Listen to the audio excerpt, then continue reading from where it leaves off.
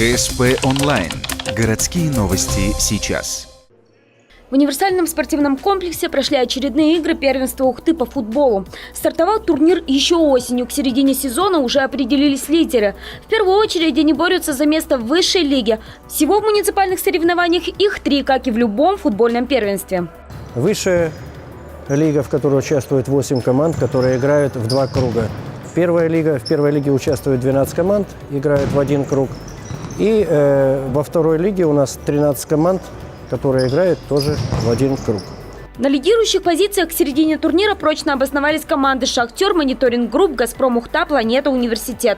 Но списывать остальных со счетов пока рано, отмечает судья соревнований. В затылок лидерам дышит «Броня» и команда «Дубль» МФК «Ухта». Кто из них выйдет на следующее первенство в высшей лиге Ухты, станет известно в мае. Именно тогда пройдут финальные игры.